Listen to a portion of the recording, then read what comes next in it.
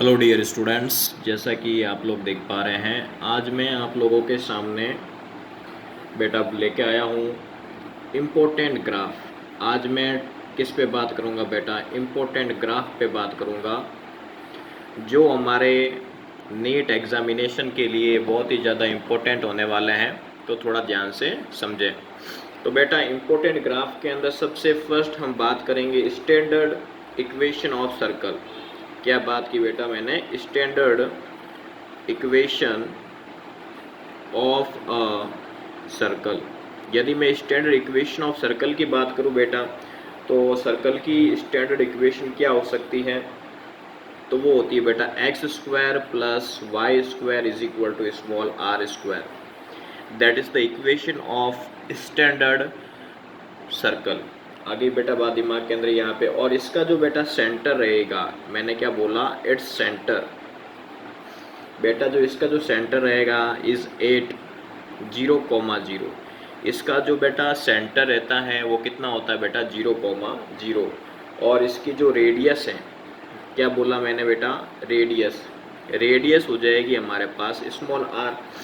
जैसा मैं डायग्राम में आपको बना के दिखा दूँ ऐसे। तो ये कौन सी एक्सिस होती है बेटा? एक्स और एक्स डैश, और ये बेटा वाई, और ये कौन सा हो जाएगा हमारे पास? Y dash. बिल्कुल आपको दिख रहा होगा बेटा, ठीक है। ये x और ये x डैश हो गया, ये y और ये y डैश हो गया। और यहाँ से ये जो रेडियस है उसको मैंने क्या नाम दे दिया? Small r। और ये जो सेंटर पॉइंट दिखता है इसके जो कोऑर्डिनेट्स रहेंगे वो क्या रहेंगे बेटा? 0,0। तो यहाँ तक आपको दिक्कत नहीं होनी चाहिए बिल्कुल भी, ठीक है। ये स्टैंडर्ड इक्वेशन होती है सर्कल की, और ये मैंने आपको डायग्राम के माध्यम से बता दिया। अब बेटा इसके बाद में हमारे सेकंड नंबर पे आता है स्टैंडर्ड इक्वेशन ऑफ इलिप्स। अब इलिप्स की भी स्टैंडर्ड इक्वेशन होती है। क्या होती है बेटा? यहाँ पे स्टैंडर्ड इक्वेशन होती है, इक्वेशन ऑफ इलिप्स। अब बेटा इलिप्स की इक्वेशन पे बात करूँ मैं, तो वो कैसी होती है? यहाँ पे x square upon a square plus y square upon b square is equal to 1। That is the equation of ellipse. आगे बेटा बात दिमाग के अंदर यहाँ पे, इसमें क्या होती है? दो बड़ी मेजर बातें होती हैं। First semi major axis. मैंने किसकी बात की बेटा? यहाँ पे सेमी मेजर एक्सिस की बात की, जिसमें ये ए है उसको हम क्या कहेंगे? Semi major axis. दूसरी ओर बेटा हम बात करेंगे सेमी माइनर एक्सिस। यदि मैं माइनर एक्सिस की बेटा बात करूं तो वो हमारे पास क्या हो जाएगी बेटा? स्मॉल बी हो जाएगी, ठीक है। अब इसको भी मैं डायग्राम के माध्यम, जैसे आलू की तरह इसका शेप होता है बेटा। किस की तरह शेप होता है इसका? आलू की तरह। ऐसे ये होती है हमारे बेटा एक्स, और ये क्या आ जाएगी? एक्स डैश, और ये वाई, और ये क्या बेटा? Y dash. ये जो डिस्टेंस है उसको हम ए कहेंगे, और ये वाली है इसको हम क्या कहेंगे बेटा? इसमें बी कहेंगे। बेटा आगे बात दिमाग के अंदर यहाँ पे। अब इसके बाद बेटा यहाँ पे मान लो कभी इसका एरिया पूछे तो हम लिखेंगे पाई ए बी। बेटा इसका एरिया कितना होता है? पाई ए बी होता है। और दूसरी और बाय द वे मान लो इसका पेरीमीटर पूछे। बेटा क्या पूछे? इसका पेरीमीटर। तो वो क्या आता है यहाँ पे? पाई ए प्लस बी होता है। आगे बेटा बात दिमाग पे देखो, ये तो हमें सीधे क्वेश्चंस करने होते हैं, तो हमें सीधे इसको याद करना होगा। तो एरिया आता है पाई ए बी, और दूसरी ओर बेटा पेरीमीटर आ जाएगा इसका कितना? पाई ए प्लस बी। तो यहाँ तक मेरे किसी दिक्कत नहीं होनी चाहिए, किसी भी विद्यार्थी को ध्यान से देख लें। अब इसके बाद बेटा जैसे कि मान लो कि आपको ऐसा क्वेश्चन दे दिया जाए, एग्जाम्पल जैसे मैंने लिखा x square plus y square is equal to 60, और मैंने कह दिया इसमें find the radius of circle. अब मैं सर्कल की रेडियस फाइंड करनी है, तो that is the equation of circle. Then how can convert? तो first dear students, x square plus y square and 16 as the 4 square, and what will be the radius? You can compare the equation of standard of circle x square plus y square r square, and what's the value of r? You can see here small r is equal to 4। Done बेटा, यहाँ तक किसी को दिक्कत नहीं होनी चाहिए। यहाँ सेंटीमीटर आप लगाओ ना लगाओ कोई फ़र्क नहीं पड़ता है यहाँ पे, लेकिन यहाँ पे जो रेडियस है ये बेटा वो कितनी आ गई आपके पास? 4 आ चुकी हैं। यदि एक डायग्राम के माध्यम से समझें, तो आप ऐसे देख सकते हो। आगे बेटा बात दिमाग के अंदर यहाँ पे ये क्या होगी, मान लो सेंटीमीटर मीटर में किसी में भी मेजर हो सकती है। अब इसके बाद बेटा एक और इक्वेशन ले रहा हूँ मैं यहाँ पे। जैसा कि बेटा आप लोग यहाँ पे क्वेश्चन देख पा रहे हो, यहाँ पे लिखा है a man is walking around a circular park. एक व्यक्ति है जो इस सर्कुलर पार्क के चारों ओर क्या करता है, घूमता है। अब इसके अंदर बेटा जैसे रेडियस दे रखी है यहाँ पे, वो रेडियस कितनी बेटा यहाँ पे 10 मीटर है। तो यहाँ से यहाँ तक की जो रेडियस रहेगी हमारे, वो कितनी रहेगी 10 मीटर। भले इसको यहाँ से यहाँ करो, भले किसी भी और करो, सभी रेडियस होती है जो सरफेस को टच करने का काम करती है बेटा। हैविंग पाथ इक्वेशन, इसकी जो मतलब एक ये जो रास्ता है उसकी स्टैंडर्ड इक्वेशन कितनी बेटा यहाँ पे दे रखी है, x square plus y square is equal to 100। तो इसमें से हमने आर की वैल्यू निकाली, क्योंकि यहाँ पे 110 का स्क्वायर होता है, तो रेडियस हमारे पास कितनी आ गई बेटा 10 आ गई। ठीक है, अब इसने पूछा है then distance travelled in 1 round, एक राउंड के अंदर इसने टोटल डिस्टेंस कितनी कवर की। तो आपको पता है मैंने इसकी डिस्टेंस बताई है, मतलब ये हमसे क्या पूछना चाहता है, डिस्टेंस यानी कि सरकमफेरेंस। तो फर्स्ट क्वेश्चन इसने पूछ लिया डिस्टेंस, और डिस्टेंस आता है 2 पाई आर से, क्योंकि सर्कल का सरकमफेरेंस होता है 2 पाई आर। और आप लोग चाहो तो पाई की वैल्यू पुट कर सकते हो, और आर कितना बेटा 10 है, तो कितना आ जाएगा यहाँ पे इसका मल्टीप्लाई किया तो 20 पाई। आगे बेटा बात दिमाग के अंदर। अब इसके बाद में इसने क्या पूछा है, डिस्प्लेसमेंट इन हाफ राउंड। क्या पूछ लिया बेटा यहाँ पे, डिस्प्लेसमेंट। अब मतलब आधे राउंड का डिस्प्लेसमेंट हम कैसे निकालेंगे। आधे राउंड का जैसे मैं बात करूँ बेटा, जैसे आप लोग देखें यहाँ पे डायग्राम में, मैं आपको डायग्राम के माध्यम से समझाऊँ। ये सर्कल होता है, सर्कल का आधा हिस्सा ये हो सकता है, आगे बात दिमाग में। और ये इसकी क्या होती है बेटा, रेडियस होती है। क्या होती है बेटा यहाँ पे, रेडियस। हमें डिस्प्लेसमेंट बताना है, क्या बताना बेटा यहाँ पे, डिस्प्लेसमेंट इन हाफ राउंड, आधे राउंड का यानी कि हाफ सर्कल का हमें क्या बताना बेटा, डिस्प्लेसमेंट। तो डिस्प्लेसमेंट होता क्या है बेसिकली, तो बेटा डिस्प्लेसमेंट क्या होता है, शॉर्टेस्ट डिस्टेंस। बेटा क्या होता है यहाँ पे, शॉर्टेस्ट डिस्टेंस होती है। आगे बात दिमाग के अंदर, यहाँ पे शॉर्टेस्ट डिस्टेंस को हम क्या कहते हैं, यहाँ पे डिस्प्लेसमेंट कहते हैं। या तो इसको हम समझें तो मतलब फाइनल वेलोसिटी में से इनिशियल वेलोसिटी को हम माइनस कर देंगे, तो उसको हम डिस्प्लेसमेंट कहेंगे। क्या कहेंगे बेटा, डिस्प्लेसमेंट। तो मान लो ये इनिशियल है और ये कौन सी पोजीशन है, फाइनल। तो इन दोनों का जो भी बीच की डिस्टेंस रहेगी दैट इज, उसको हम क्या कहेंगे, शॉर्टेस्ट डिस्टेंस कहेंगे। ठीक है, तो मैं कह रहा हूँ यहाँ से यहाँ तक ये रेडियस है आर, और यहाँ से यहाँ तक भी रेडियस आर। तो आर और आर कितना हो गया बेटा, बेटा आर और आर क्या हो गया, इसको ए और इसको क्या नाम दे दो बेटा, एस ए बी। तो क्या हो जाएगा यहाँ पे 2r हो जाएगा। बोल बेटा कितना हो जाएगा बेटा, 2r हो जाएगा। ठीक है, और रेडियस कितनी बेटा हमारे पास 10 है, तो इसका आंसर क्या हो जाएगा बेटा 20 मीटर। यहाँ तक किसी को दिक्कत है बेटा? बेटा मैं और बता रहा हूँ, मेरे द्वारा बनाए गए हर एक चीज़ को आप कंटेस्ट कर लें, आपको जाने की कहीं ज़रूरत नहीं, मेरा वादा है आपसे। अदर किसी यूट्यूब चैनल से आपको कई गुना बेहतर मैं देने वाला हूँ, बिल्कुल भी। तो ये सारे क्वेश्चंस बेटा मच्छर हो गए एकदम शानदार, यहाँ तक किसी को दिक्कत नहीं होनी चाहिए बिल्कुल भी। अब इसके बाद बेटा एक और क्वेश्चन लेता हूँ मैं, जैसे मैंने यहाँ पे लिख लिया x²/64 plus y²/36 is equal to कितना बेटा यहाँ पे 1 है। कितना है बेटा यहाँ पे 1। तो मुझे इसको यदि स्टैंडर्ड एलिप्स के अंदर यदि मैं इसको चेंज करूँ तो मैं इसको किस प्रकार कंपेयर कराऊंगा, आपको मैंने पहले बताया ही था, x²/a² plus y²/b² is equal to कितना बेटा 1 है। तो इसका कंपेयर इससे कराऊँ तो 64 किसका स्क्वायर होता है बेटा, a² कंपेयर करा लो 64 का, तो कितना आ गया बेटा 8। अब मत पूछना ये 8 कैसे आया, फालतू बात नहीं करनी है। अब इसके बाद बेटा जैसे मैंने b² का 36 से किया तो b की वैल्यू कितनी आ गई मेरे पास 6 आ गई। तो मोटी बात ये है कि a से अम्बाला और b से बबीता किस प्रकार निकले हैं 8 और 6, दैट इज़ द आंसर। तो यहाँ तक मुझे नहीं लगता किसी बच्चे को दिक्कत होनी चाहिए। अब बेटा इसके बाद मैं बात करूँगा थर्ड टाइप के कर्व्स की, जैसे एक्सपोनेंशियल। क्या बोला मैंने बेटा, एक्सपोनेंशियल कर्व। बड़े प्यारे कर्व्स होते हैं बेटा, कैसे समझेंगे थोड़ा ध्यान से समझो। इसमें फर्स्ट आता है हमारा बेटा एक्सपोनेंशियल इंक्रीजिंग कर्व, उसको हम किस प्रकार देखेंगे थोड़ा ध्यान से समझें।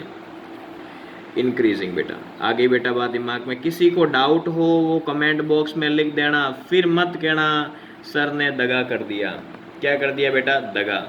आगे बात दिमाग में फिर कहोगे सनम तो चली गई लेकिन मिला कुछ नहीं। आगे बेटा बात एक्सपोनेंशियल इंक्रीजिंग के अंदर देखो बेटा इक्वेशन कैसी होती है, y is equal to e to the power x, that is the equation of exponential curve. आगे बात दिमाग के अंदर यहाँ पे, लेकिन इसको हम डायग्राम के माध्यम से कैसे समझाएं, एक ग्राफ के माध्यम से। तो बिल्कुल बेटा ये x को रिप्रेजेंट करता है और बेटा ये किसको रिप्रेजेंट करेगा, y को। मोटी बात है, ये सबको पता है। आगे बेटा बात में इंक्रीजिंग का कर्व इस प्रकार जाता है बेटा, लहरता हुआ। आगे बात है ऊंचाइयां छूते हुए, क्योंकि बेटा इंक्रीजिंग है तो बढ़ेगा, घटेगा थोड़ी। अरे बेटा इंक्रीजिंग है तो इंक्रीजिंग ऊपर जाते हुए दिखेगा। मेरी बात समझ में आ रही कि नहीं आ रही, मेरे लट्टुओं को बात समझ में आ रही कि नहीं आ रही भाई, आ रही है, बिल्कुल आ रही है सर। अब इसके बाद बेटा मैं थोड़ी सी सेकंड पार्ट पे बात कर लेता हूँ, बी से बबीता जी पे। मान लो दुनियादारी में गड़बड़ हो जाए बेटा, बेटा गड़बड़ हो गई कहाँ, एक्सपोनेंशियल मैं बेटा डिक्रीजिंग की बात कर लूँ, बेटा मैं बात कर लूँ डिक्रीजिंग की, ठीक है। हमने इंक्रीजिंग देखा, अब डिक्रीजिंग भी देख लेते हैं क्या असर पड़ता है। कुछ मोटा असर नहीं है बेटा, कोई ज़्यादा मोटा फर्क नहीं, यहाँ पे -x आ जाएगा बस, इससे ज़्यादा कुछ। तो सर कर्व कैसे बन, बेटा नीचे झुकता हुआ बनेगा। झुकेंगे कैसे, थोड़ा ध्यान से समझो बेटा, बेटा थोड़ा ध्यान से समझो बेटा। ये क्या बेटा x है और बेटा ये क्या बेटा, बेटा y है।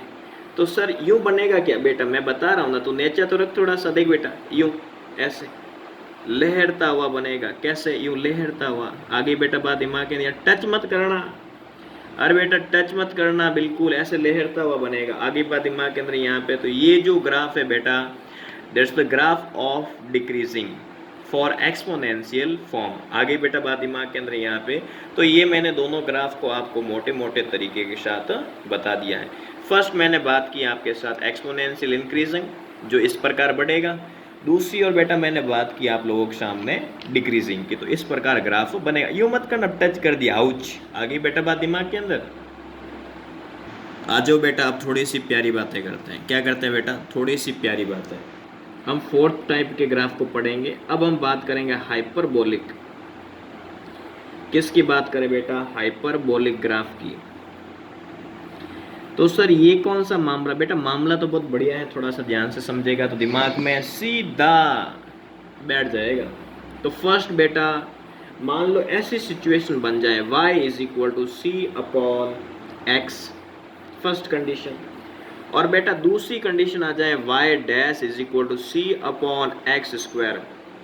तो मेरी बात थोड़ा ध्यान से समझना बेटा, मेरी बातें थोड़ा ध्यान से समझना बेटा। मैंने क्या कह दिया, मान लो मैंने यहाँ पे 2 रखा, क्या बेटा मैंने मान लिया, तो कांस्टेंट है सी बेटा, बेटा कांस्टेंट है।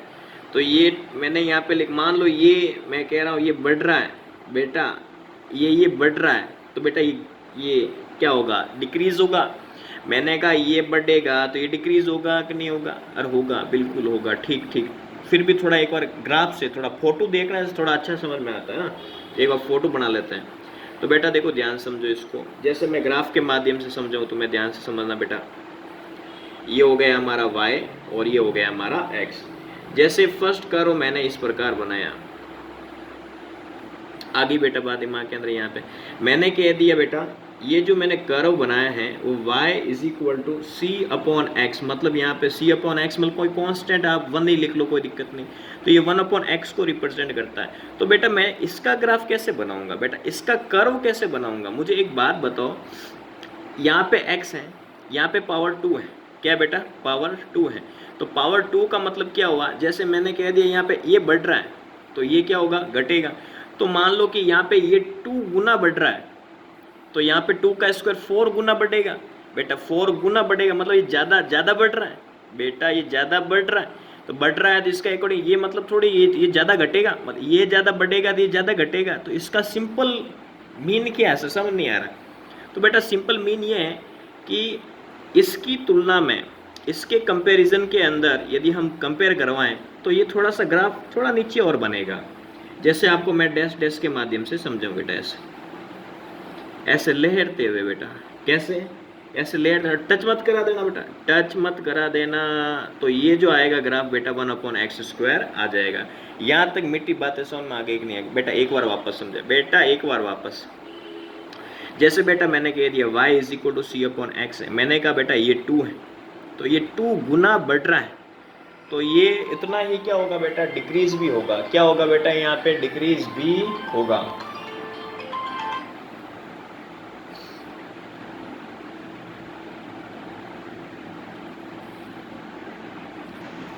तो बेटा क्या होगा? उतना ही क्या होगा बेटा? ये डिक्रीज भी होगा। तो यहाँ तक किसी को दिक्कत नहीं होनी चाहिए बिल्कुल भी। आगे बेटा बात दिमाग के अंदर यहाँ पे बिल्कुल आ गई सर, ठीक है।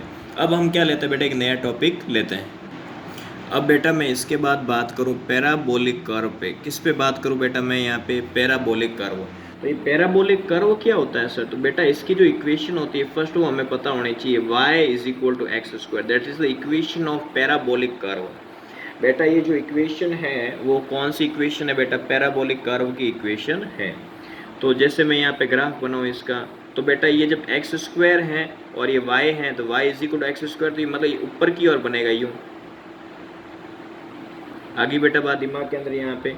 और ये जो डिस्टेंस है वो किसको बताएगा? यहाँ पे x को। और बेटा ये जो है वो किसको बताएगा बेटा? यहाँ पे y को। आगे बेटा बात दिमाग के अंदर यहाँ पे, यहाँ तक ध्यान रखना है। तो मैं बात करूँ यहाँ पे कोफिशिएंट ऑफ x², तो x² का कोफिशिएंट देखे बेटा तो वो कैसा आ रहा है? यहाँ पे पॉजिटिव आ रहा है तो ऊपर की साइड बनेगा, नेगेटिव आता तो नीचे की साइड बन जाता। तो इसके बनने का जो तरीका रहेगा वो क्या रहेगा बेटा? अपवर्ड। क्या रहेगा बेटा? अपवर्ड, अपवर्ड ओपन पैराबोला, जिसको हम क्या कहेंगे बेटा? अपवर्ड ओपन पैराबोला कहेंगे। आगे बेटा बात दिमाग के अंदर यहाँ पे ये आपको ध्यान रखना है, अपवर्ड ओपन पैराबोला। अब इसी की दूसरी ओर बेटा मैं इसके साथ और बात करूँ, जैसे मान लो x क्या बेटा? यहाँ सेंटर पे x 0 होता है और y भी क्या होगा बेटा? 0। क्या होगा बेटा? यहाँ पे 0 होगा। तो यहाँ तक दिक्कत नहीं होनी चाहिए बिल्कुल भी। है क्या बेटा? दिक्कत बिल्कुल नहीं होनी चाहिए। अब सेकंड टाइप पे बात करें बेटा, मैंने क्या बोला बेटा? सेकंड टाइप पे जैसे मान लो y = मैं बात करूँ -x², ऐसा कुछ हो जाए तो क्या करोगे बेटा? ऐसा कुछ हो जाएगा तो क्या करेगा बेटा? तो ये क्या होगा जो बेटा इसका जो ग्राफ है वो नीचे की साइड बनेगा बेटा। ऐसे कैसे बनेगा बेटा? नीचे की साइड ऐसा ग्राफ बनेगा। आगे बेटा बात दिमाग के अंदर यहाँ पे, तो y = -x², ठीक है बेटा। और ये नेगेटिव डायरेक्शन को शो और करेगा। किसको शो करेगा बेटा? नेगेटिव डायरेक्शन को। अब मान लो कि सर ऐसा कुछ हो जाए तो आप क्या करोगे? जैसे मैं बताऊं बेटा, ध्यान से सुनना। अब बेटा इक्वेशन ऐसे आ जाए, थर्ड इक्वेशन यदि मैं बात करूं ऐसे दे दी जाए, x = y²। अब बेटा कैसे करेगा? जो इसका जो कर्व है बेटा इस प्रकार बन जाएगा। आगे बेटा बात दिमाग के अंदर यहाँ पे, तो पहले y = x² था तो y के ऊपर बन रहा था। अब x = y² है तो x के ऊपर बनेगा। आप ऐसे समझ लो। आगे बेटा बात दिमाग के अंदर यहाँ पे ये ध्यान रखना। तो ये जो चीज़ है ये किसको बताएगी बेटा? x को।